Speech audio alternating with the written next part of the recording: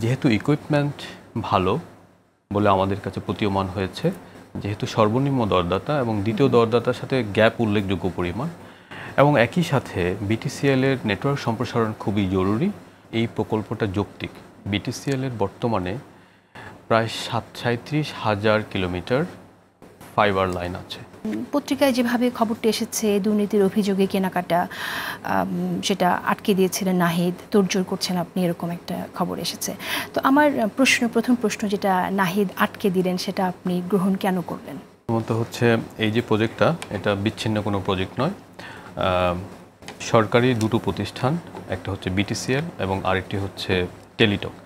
এই দুটি প্রতিষ্ঠানের নেটওয়ার্ক সম্প্রসারণ করার জন্য বিগত সময়ে অনেকগুলো প্রজেক্ট নেওয়া হয়। রাইট। তো সেখানে উপজেলা পর্যায়ে আইপি নেটওয়ার্ক এবং আইপি সুইচ বসানোর একটা প্রকল্প ছিল, জেলা এবং বিভাগীয় পর্যায়ে আইপি সুইচ বসানোর আরেকটি প্রকল্প ছিল। তো এই দুটি প্রকল্প প্রায় শেষের দিকে। কিন্তু এই দুটো প্রকল্পের অ্যাকসেপ্টেন্স নেওয়া যাচ্ছে না, কারণ হচ্ছে এই দুটি প্রকল্প ফ্যাক্টরি টেস্ট মানে ফাইনাল অ্যাসেসমেন্ট টেস্ট করার জন্য যে অন্য একটি প্রকল্প দরকার, সেই প্রকল্পটি করা হয়নি। ওকে, সো এই আইপি সুইচ প্রকল্পের জন্য অন্য প্রকল্পটি যেহেতু করা হয়নি, সেজন্য এটার সুবিধা সাধারণ মানুষ পাচ্ছে না। আচ্ছা, এর বাইরে আর কি কারণ? এর বাইরে টেলিটকে একই ধরনের দুটো প্রকল্প আছে, একটা ব্যাটারি সম্প্রসারণ, সুইচ বসানো এবং নেটওয়ার্ক সম্প্রসারণ। তো সব কিছু মিলে এটাকে অ্যাট্রাকটিভ করার জন্য 5G রেডিনেস প্রজেক্ট হিসেবে নাম দেওয়া হয়েছে, যদিও আমাদের বর্তমানে উপজেলা পর্যায়ে বিটিসিএল এর যে সক্ষমতা, এটা মাত্র 1 GB।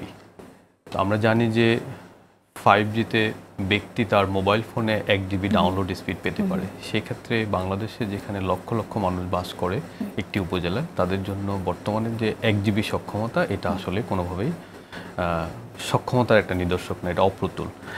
তো সেজন্য আমরা দেখেছি যে এই যেই প্রকল্পটার কথা বলা হয়েছে নাহিদ আটকে দিয়েছে, নাহিদ আটকে দেননি। উনি কিছু তদন্ত করেছেন, সেই তদন্ত রিপোর্টগুলো আমাদের সামনে আছে। আমরা নাহিদের সময়ে লিগ্যাল ভেরিফিকেশন হয়েছে। আমরা যেটা করেছি, আমরা দেখেছি যে এই প্রকল্পটা যৌক্তিক। বিটিসিএল এর বর্তমানে প্রায় 37,000 কিলোমিটার ফাইবার লাইন আছে বিটিসিএল এর। যদি আমরা দেখি এই 37,000 কিলোমিটার ফাইবারের প্রায় 90% হচ্ছে আন্ডারগ্রাউন্ড ফাইবার, যেটাকে আমরা বলি টেলকো গ্রেড। অন্যদিকে বিটিসিএল এর যারা প্রতিদ্বন্দ্বী, তাদের ফাইবার আছে কারো প্রায় 50,000 কিলোমিটার, কারো 57,000 কিলোমিটার, এবং অন্যদের প্রায় 70 থেকে 80% ফাইবার হচ্ছে ওভারহেড, মানে টেলকো গ্রেড না। এই ফাইবারগুলো অধিকাংশ ক্ষেত্রেই বন্যায়, ঝড়ে, বৃষ্টিতে বা কোনো ধরনের সড়ক দুর্ঘটনা নষ্ট হয়ে যায়, বিদ্যুতের পোলের সাথে ধাক্কা লেগে বা ইত্যাদি ইত্যাদি কারণে। তো যে কারণে এই ফাইবার দিয়ে মানসম্পন্ন টেলিযোগাযোগ সেবা দেওয়া সম্ভব হয় না। অর্থাৎ বিটিসিএল তার সর্বোচ্চ পরিমাণ ফাইবার নেটওয়ার্ক বাংলাদেশে রেখেও বিটিসিএল এর মার্কেট শেয়ার মাত্র 20%। এখানে যেহেতু বেসরকারি দুটো কোম্পানির মনোপলি আছে, সেজন্য আমাদের মনে হয়েছে যে এই প্রজেক্টটা খুবই গুরুত্বপূর্ণ বিটিসিএলকে মার্কেটে কম্পিটিটিভ রাখার জন্য। না হলে এই কোম্পানিটা মার্কেট থেকে হারিয়ে যাবে, কারণ ইউনিয়ন পর্যায়ে 1 GB ক্যাপাসিটি দিয়ে আসলে কোনো ট্রান্সমিশন কোম্পানি টিকে থাকবে না। অপরদিকে আমরা দেখেছি যে সাপ্লায়ার, এই প্রজেক্টের যে সাপ্লায়ার, তারা মোটামুটি বিশ্বের শীর্ষস্থানীয় দুটি সাপ্লায়ারের একটি, এবং তারা সর্বনিম্ন দরদাতা। দ্বিতীয় সর্বোচ্চ দরদাতা থেকে তাদের দাম 90 কোটি টাকা কম।